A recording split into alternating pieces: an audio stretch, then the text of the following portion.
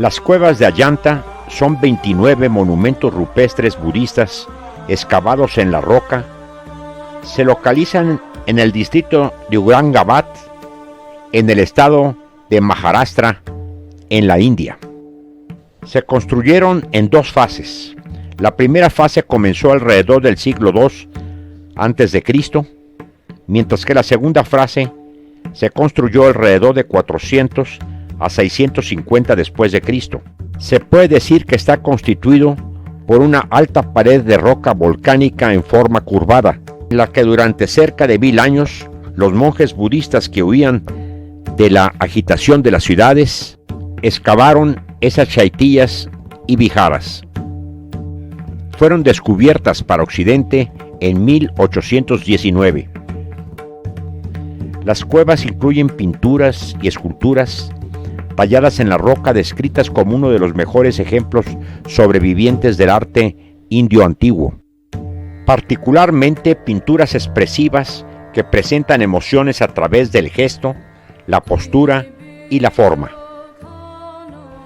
Constituyen antiguos monasterios y salas de adoración de diferentes tradiciones budistas, talladas en una pared de roca. Las cuevas también presentan pinturas que representan las vidas pasadas y los renacimientos de Buda, cuentos pictóricos del Jatakamala de Aryasura y esculturas talladas en la roca de deidades budistas. Empezaré a describir cueva por cueva lo más detallado posible, empezando con la número 1.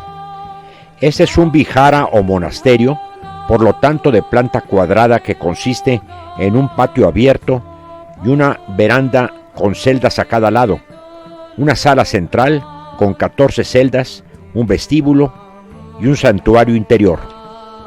Fue construida en el extremo oriental de la escarpada, hondanada boscosa, en el centro de los montes Indiyari, a unos 5 kilómetros de la localidad de Ayanta. Fueron descubiertas en 1819 por soldados británicos durante una partida de caza.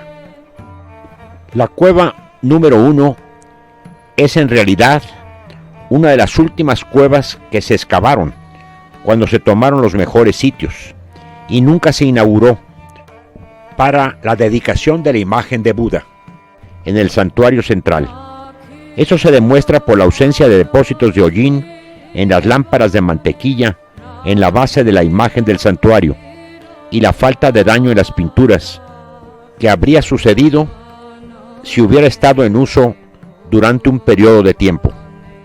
El emperador Vakahaka fue el benefactor de la obra, y esto se refleja en el énfasis de las imágenes de la realeza en la cueva, con los cuentos Jataka seleccionados que hablan de las vidas anteriores del Buda con la que fue real.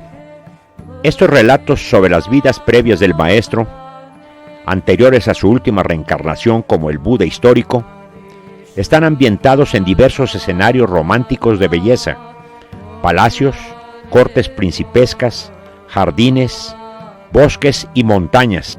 Por esos parajes áureos transitan reyes, nobles, cortesanos, sabios, santos, monjes, ascetas, y corren toda clase de animales. Los atuendos son tan importantes como lo era la sociedad india en su tiempo. Hombres y mujeres insignes van ataviados con exquisitos tocados y joyas, los monjes con túnicas, los campesinos y pescadores con taparrabos, los ascetas desnudos. Muchedumbres de personajes conviven en armonía en abigarradas composiciones que cubren por completo las superficies de los muros. Las figuras son a la vez realistas e idealizadas, adoptan sensuales posturas y muestran una exuberancia y una vitalidad sin parangón en el arte de la India. Se aprecia en los pintores una mano suelta y segura, las graduaciones de colores, los juegos de luces y sombras moldean las redondeces del cuerpo y les confieren relieve. Originalmente había un pórtico de columnas frente a la fachada actual de esta cueva, como puede verse en imagen de 1868. pero esta cayó completamente y los restos fueron arrojados por descuido a la pendiente del río, donde se perdieron en su totalidad. Los techos están cubiertos con ricos motivos de aves, animales y vegetación. Proliferan las representaciones de la flor de loto, planta encargada de profundo simbolismo en la cosmovisión budista. La cueva número 2 también es un vihara o monasterio que consiste en un porche con celdas a cada lado. Es conocida por las pinturas que se han conservado en sus paredes, techos y pilares. Se parece a la cueva 1, una sala con columnas unidas por 10 celdas. En general se encuentra en mejor estado de conservación. Es mejor conocida por su enfoque femenino, intrincados tallados en roca y obras en pintura. Se inició en la década de 460, pero en su mayoría fue tallada entre 475 y 477 después de Cristo. Probablemente fue patrocinada e influenciada por una mujer estrechamente relacionada con el emperador Jarisena. Toda la cueva está sustentada por pilares robustos ornamentados con diseños. Y lo más importante es que contiene un santuario con un gran Buda en posición de loto. Y las mencionadas pinturas representan el Ruro Jataka, el milagro de Sravasti, Avalokitesvara y el sueño de Maya. Este muro con numerosos Budas sentados en posición de loto. En los siglos IV y V se produce una revitalización del budismo, acentuado en un nuevo corpus doctrinal conocido como Mahayana. Este movimiento hace énfasis en la figura de Bodhisattva, un ser humano que sigue el camino de Buda en pos de la suprema iluminación y la consiguiente liberación del ciclo de las reencarnaciones, pero que, a punto de lograrlo, decide por compasión seguir reencarnándose en el mundo para ayudar a otros seres humanos a alcanzar el estado de bienestar.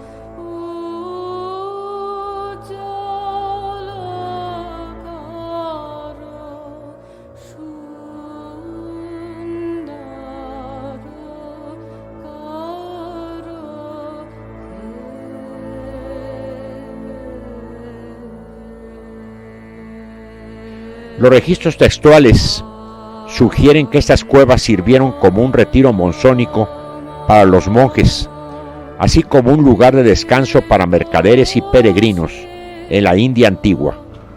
Mientras que los colores vívidos y la pintura mural fueron abundantes en la historia de la India, como lo demuestran los murales de las cuevas 1 y 2, 16 y 17, que forman el corpus más grande de la pintura en la pared antigua de la India sobreviviente.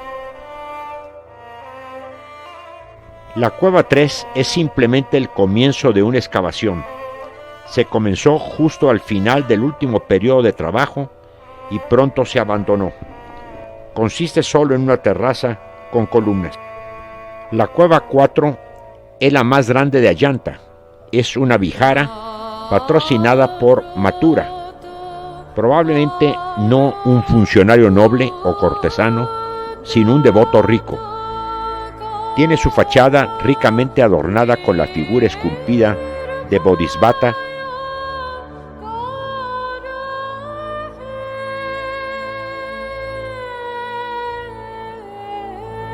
Este monasterio se coloca a un nivel significativamente más alto, posiblemente porque los artistas se dieron cuenta de la calidad de la roca en el nivel inferior. El mismo nivel en otras cuevas era diferente. Como es de costumbre, la construcción sigue el patrón básico de una terraza con columnas con celdas contiguas que conducen a un pasillo central al lado de otro grupo de celdas. Al fondo, dos santuarios con Budas sentados en tronos con venados y leones. Buda tiene una posición de estar predicando.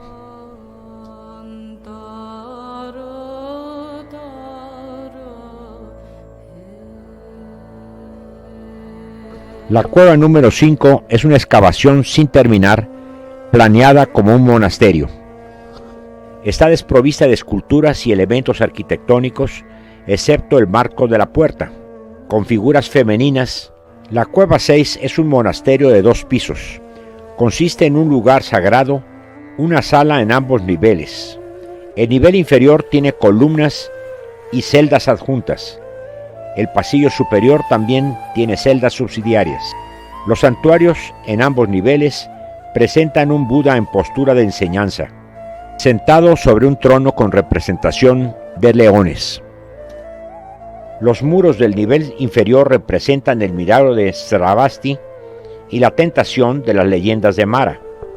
Solo el piso inferior de la cueva 6 estaba terminado. La cueva 7 tiene una gran fachada con 2 pórticos. La galería tiene 8 pilares de 2 tipos. La galería se abre a una antecámara y el lado izquierdo de esta antecámara hay esculturas asentadas o de pie, como las de 25 Budas sentados tallados en diferentes posturas y expresiones faciales. La cueva octava fue el primer monasterio y está en fase de excavación. Gran parte de su frente, la estructura ha sido arrastrada por un deslizamiento de tierra.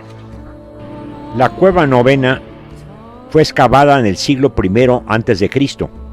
Es uno de los chaitilla o salas de oración más antiguos de Ayanta. La espectacular fachada que ahora vemos fue esculpida al final de la construcción de esta gran sala de oración. Al centro vemos la silueta del embovedado interior y hay 5 abajo y 6 arriba más pequeñas de esta estructura. Como vemos, tiene esculpidos varios Budas en diferentes posiciones, sentados, de pie. Estos últimos, que están a un lado y a otro de la fachada, fueron los últimos esculpidos en la misma.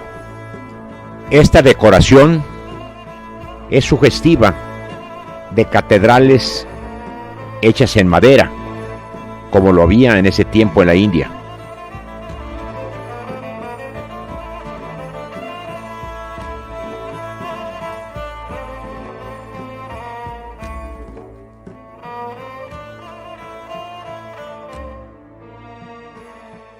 Hay varias estupas que también se encuentran esculpidas en la fachada.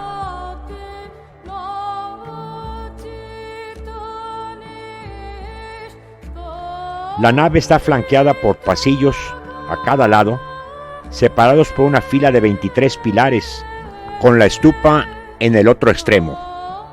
El techo de la nave es abovedado, pero el de los pasillos es plano. La estupa se alza sobre una base cilíndrica alta en el centro del ábside, con un camino de circunvalación a su alrededor. En la pared a la izquierda de la estupa hay devas que se acercan a la misma, lo que sugiere una tradición devocional. Las pinturas de esta cueva, incluidos los Budas en pie sobre los pilares, se agregaron en el siglo V. La chaitilla o sala de oración, al igual que la novena, la décima es también construida en el siglo I a.C. La fachada no tiene la misma grandiosidad de la anterior.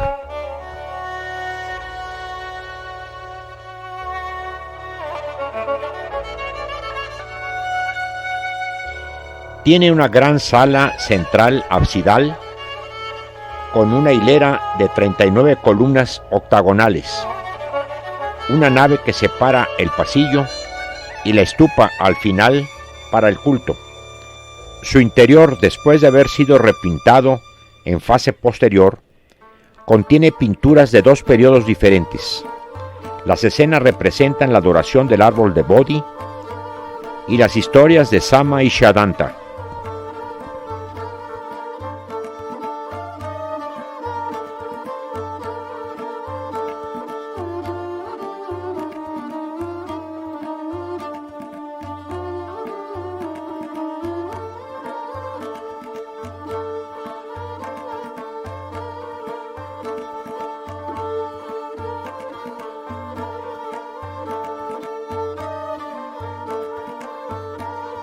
Todavía en la actualidad se encuentran en el piso esos orificios donde los pintores hacían las mezclas de colores.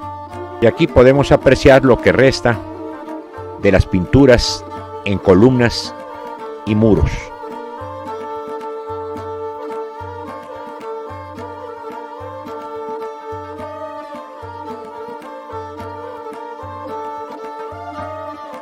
Las bóvedas de los pasillos laterales tienen cincelados esos altorrelieves que dan la impresión de vigas de madera. Aquí podemos contemplar cómo el arte y la cultura fueron especialmente florecientes en toda la India en esa época.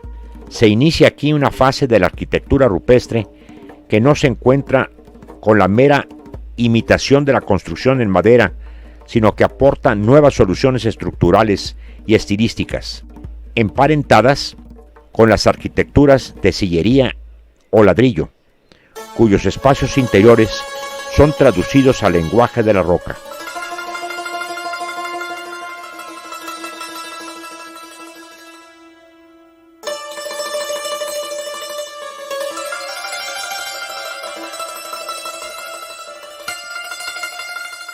Cueva 11.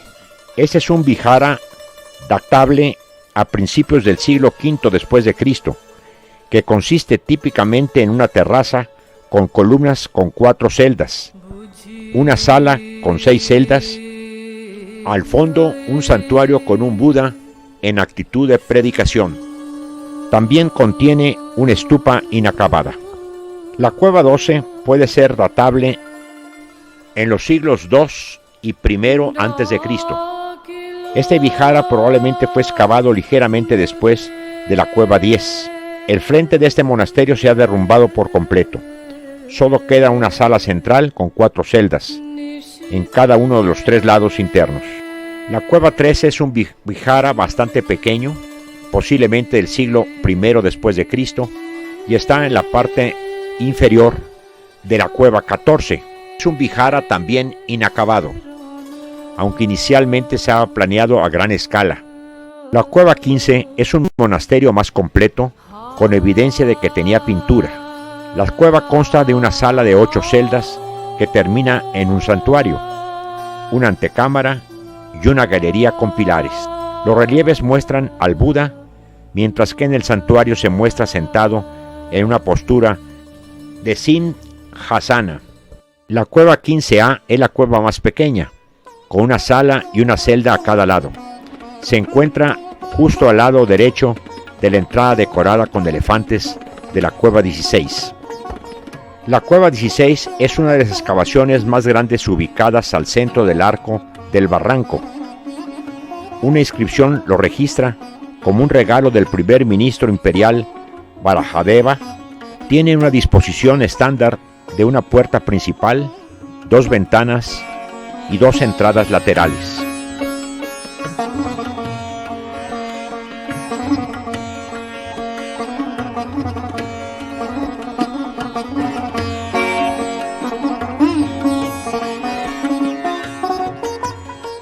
El colosal salón está rodeado de 14 celdas y en 3 de sus lados hay pasillos limitados por columnas octagonales.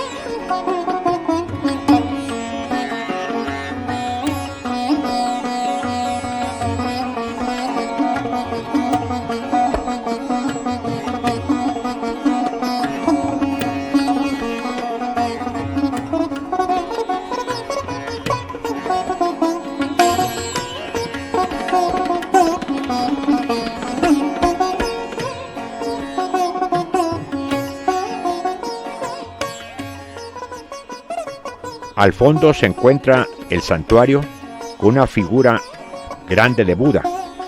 Aquí se conservan algunos de los mejores ejemplos de murales, con narraciones que incluyen varias historias de Jataka, la conversión de Nanda, el milagro de Sravati, el sueño de Maya y otros incidentes de la vida de Buda.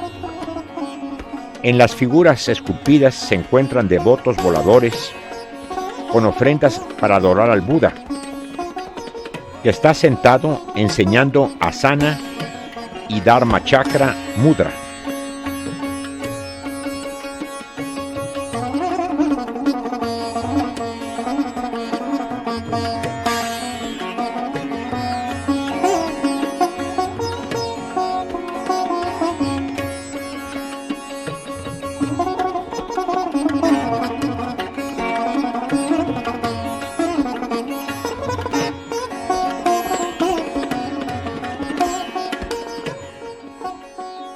El método de excavación se conoce gracias a las numerosas grutas dejadas incompletas, aunque este hecho no impidió su uso.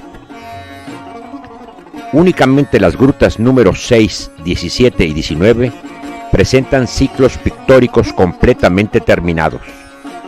La elaboración que tenía lugar sin andamiajes se iniciaba desde lo alto, con la progresiva extracción de los materiales inútiles.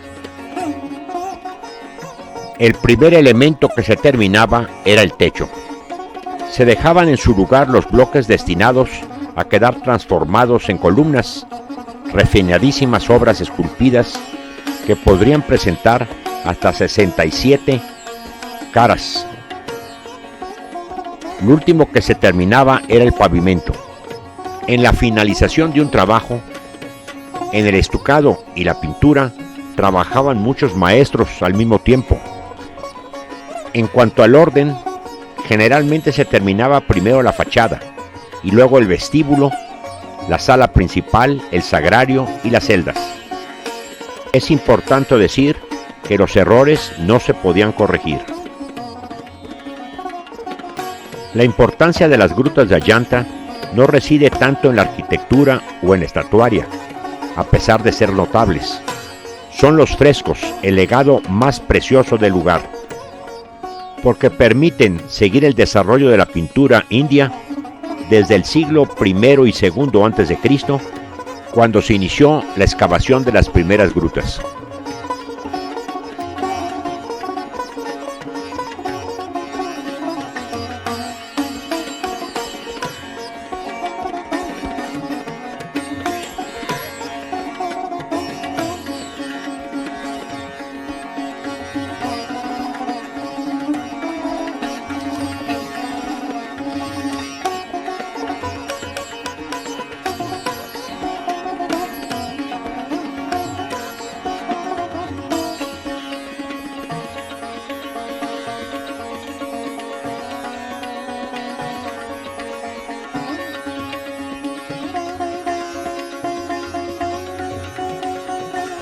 El monasterio 17 incluye un pórtico con columnas, varios pilares, cada uno con distinto estilo, un diseño de peristilo para la sala interior.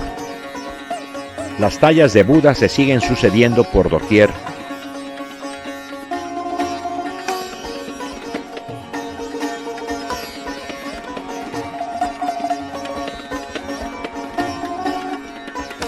Desde la terraza tenemos un magnífico paisaje con una vista de todas las cuevas de Ayanta.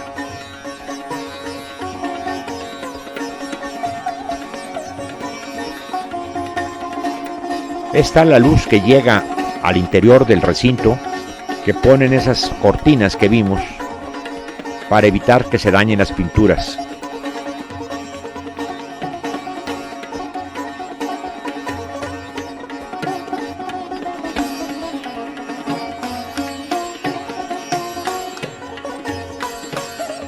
Desde el pórtico vemos la figura de Buda por doquier pintado, tanto en techos como en muros.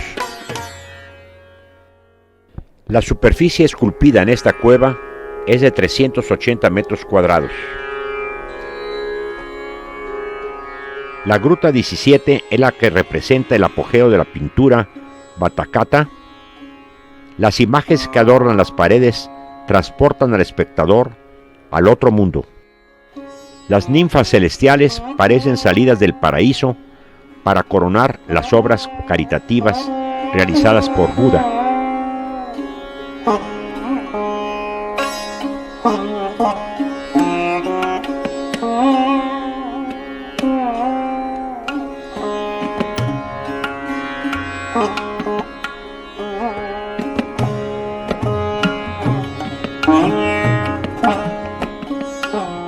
Una antecámara de altar ubicada en lo profundo de la cueva.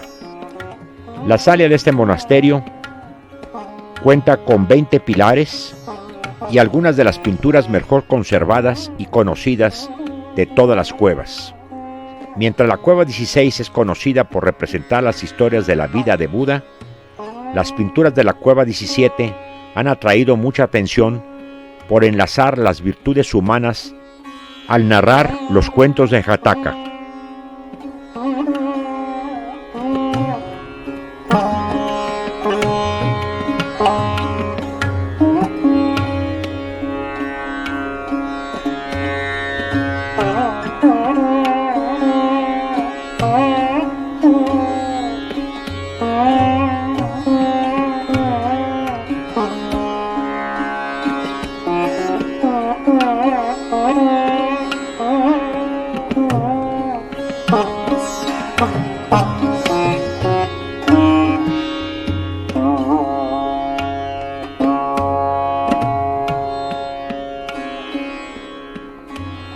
En esta cueva tenemos también la representación del rey Nagaraja o el rey serpiente. Sin embargo, en la cueva 19 veremos una pareja de nagas que supera la perfección de esta escultura. Se puede decir que estos muros nos muestran a Buda con sus discípulos, escenas de la vida en los palacios de los príncipes, parejas celestiales, animales, flores y motivos geométricos en una intrincada mezcla que parece no tener un orden. Solo para el estudioso de los temas hindúes puede encontrar el hilo de la narrativa y de esa manera comprender las historias que aquí se cuentan. De hecho, en el budismo de los primeros siglos, el Hinayana, el Buda aparece representado únicamente por símbolos y nunca antropomórficamente, y solo en el Mahayana, cuando aparece el iluminado en 3 proyecciones, humana, divina y cósmica, acompañado de sus bodhisattvas, que son mensajeros compasivos de la esperanza. En Ayanta, la iconografía también atestigua el predominio de esa corriente. Otro aspecto fundamental para la datación es el análisis de los ambientes. La aparición en las pinturas de un contexto más fabuloso y ecléctico, incluyendo imágenes de peregrinos de varias razas, se corresponde con el expansionismo de los soberanos Batakata, que entonces ya habían suplantado a los precedentes. La caridad es una de las virtudes que aquí se exalzan. En estos cuentos, un elefante sagrado se lanzó a un precipicio en un lugar donde había hambruna para ser él mismo comida para esa gente.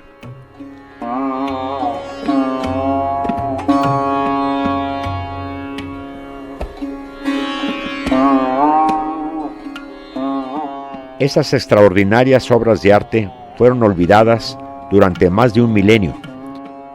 Como ya al principio lo había dicho, las grutas de Ayanta fueron redescubiertas en 1819 por John Smith, perteneciente al 28º Regimiento de Caballería Real, durante una batida de caza de tigre. Después de la primera descripción ofrecida en 1829 en transacciones de la Real Sociedad de Asia y de las indagaciones realizadas por Ferguson en 1843, Robert Hill regresó a Ayanta en un total de 27 veces, recogiendo una documentación excepcional que lamentablemente se perdió casi por completo en el incendio de 1866 que devastó la exposición del Palacio de Cristal de Londres. Por supuesto, 2 nuevas descripciones hicieron de estos murales en 1879 y 1896, y la restauración de los mismos se llevó a cabo en 1930 y 1955. Desde 1983, las cuevas de Ayanta han sido declaradas Patrimonio de la Humanidad por la UNESCO.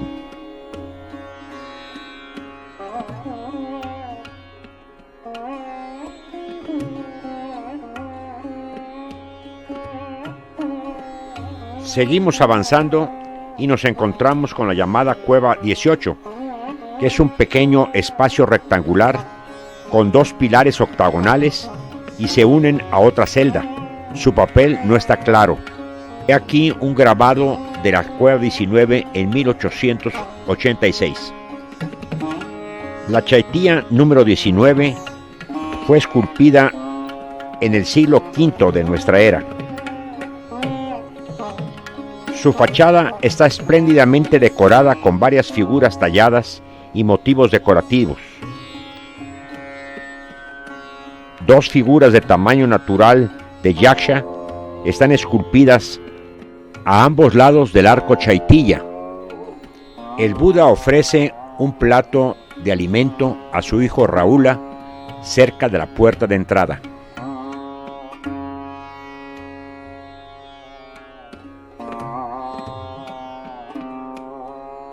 Hay varios Budas sentados en posición de loto y otros de pie. Los más espectaculares son estos, a ambos lados de la fachada. La actitud de varias figuras de Buda y la posición de sus manos o mudras nos hablan de que son Budas de la enseñanza.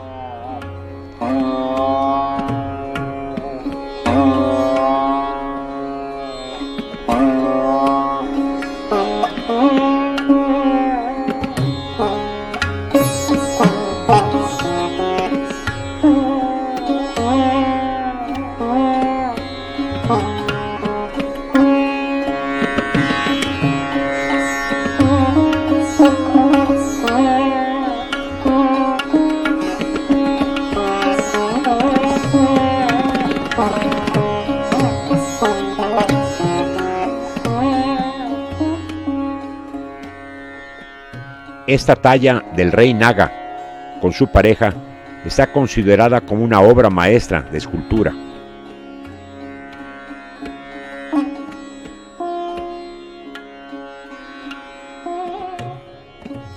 Hay también, como vemos, figuras de stupas de pequeño formato. Y aquí tenemos al ya mencionado Buda con su hijo Rahula.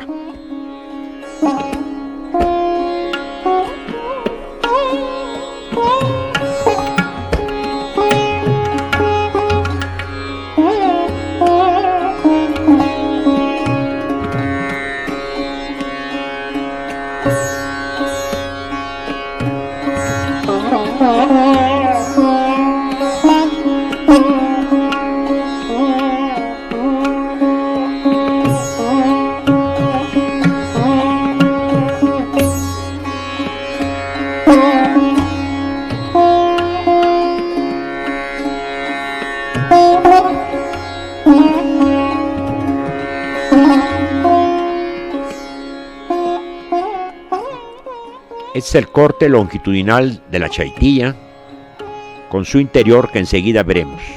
Un grabado de finales del siglo XIX nos muestra el interior del mismo, y ahora vemos una nave central que está separada por 17 pilares de los pasillos laterales, y bajo el ábside, en el extremo terminal, se alberga la estupa. Una figura de Buda de pie está tallada en la parte delantera de la estupa. En todo lo largo de la nave central, en un friso superior, están tallados Budas en diferentes posiciones. La mayoría están de pie. Alrededor de la estupa hay un pasillo deambulatorio. En la parte superior de la estupa hay la secuencia de varias sombrillas de tamaño decreciente hasta llegar al techo. El techo abovedado y con esas figuras esculpidas que asemejan vigas de madera. Detalle de los capiteles con figuras de Buda en posición de loto.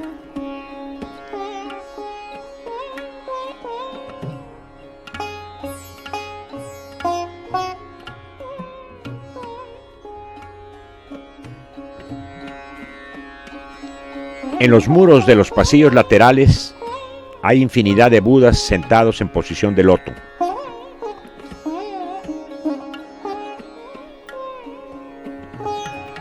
Y escenas del Jataka. Ahora llegamos a la cueva número 20, que es un vihara o monasterio. Consiste en una veranda con una celda a cada lado y el pasillo interior flanqueado por dos celdas, también a ambos lados. En el santuario se encuentra Buda en actitud de predicación.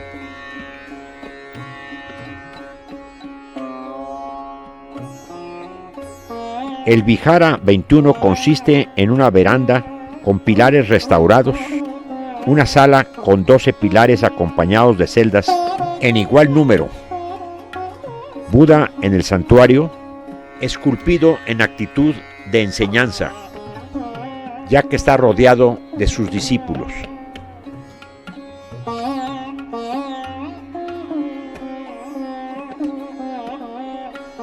En el Vihara número 22 encontramos 4 celdas sin terminar y tallado en la pared posterior, el santuario con un Buda tallado, se dice representado sentado a la forma o manera europea.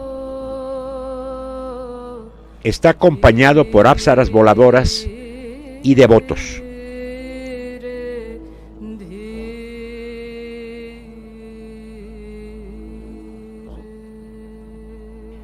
Aunque inacabado, el Vihara 23 es famoso por sus pilares y pilastras intrincadamente talladas y porteros de naga, o sea, serpientes.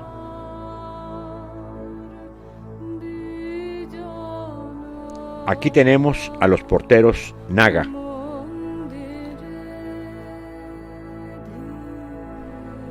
Y también en el interior hay un relieve con el rey naga y su pareja. Y estas son las columnas ya mencionadas, finamente talladas, que se encuentran en el interior del monasterio.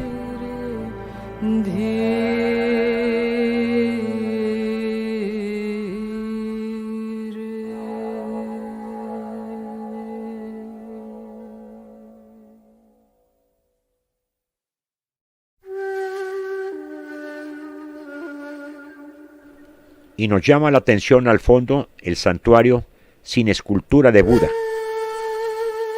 En realidad es un vihara inacabado.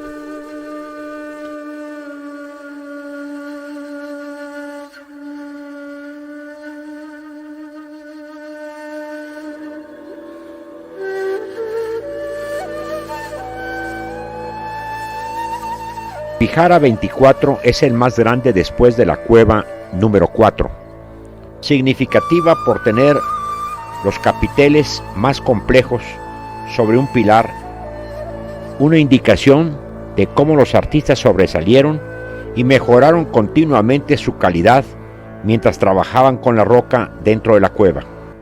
Y como vemos, se trata de una cueva inacabada, sin embargo su santuario guarda un Buda, aunque inacabado, pueden verse perfectamente sus facciones, está sentado en posición de loto y en actitud de enseñar.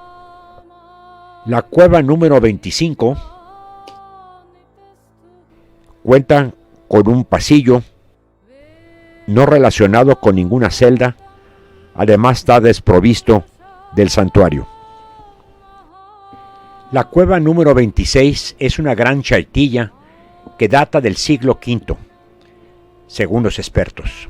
La construcción ocurrió durante el corto tiempo entre los años 460 y 480 después de Cristo. El rey hindú Harishena fue el principal mecenas. Después de su muerte el trabajo en la cueva gradualmente llegó a su fin. La fachada es grandiosa. Tiene 2 niveles y una cornisa tallada en la parte superior. Había un techo con columnas entre el primer y segundo nivel, pero se ha caído junto con las columnas. Solo el nivel superior de la fachada está decorada con un arco en forma de bóveda de la Chaitilla. A su alrededor, un gran número de Budas sentados en posición de loto, 2 Budas de pie. Hay 2 muros a los lados que tienen también figuras de Buda. Su interior tiene gran salón con techo abovedado, con un cincelado en la roca que aparenta vigas de madera. Este está sobre un friso de paneles de figuras budistas, aparentemente sostenido por columnas de cuerpo circular y capitel también tallado con figuras alusivas al budismo. Una estupa al fondo y al centro del ábside. Las paredes circundantes también tienen finas esculturas. La estupa es grandiosa.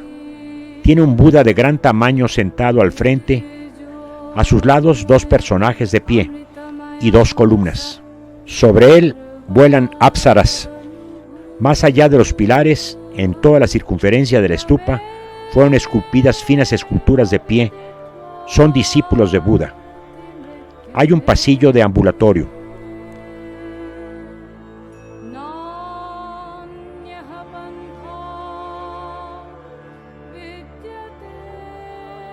Detrás de la columnata que rodea por 3 de sus lados el recinto, hay pasillos en cuyos muros también se esculpieron los discípulos que asisten a un Buda de 7 metros de longitud, que recostado sobre su lado derecho, representa sus últimos momentos de vida terrestre, que es llamado ese momento Paranirvana.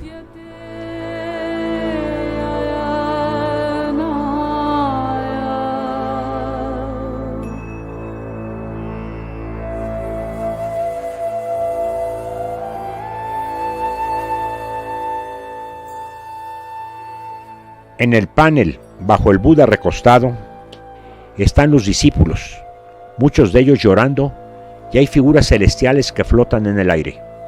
Esto es en el muro izquierdo. El muro de la derecha también está llena de esculturas.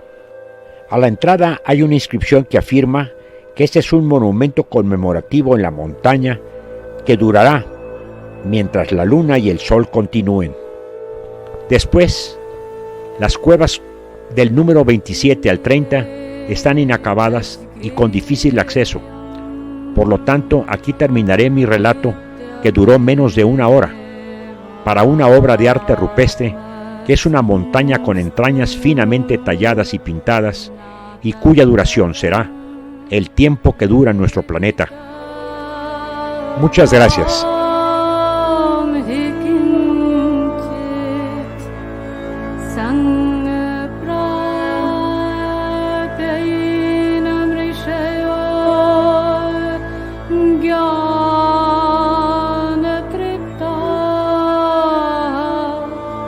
Kritatmano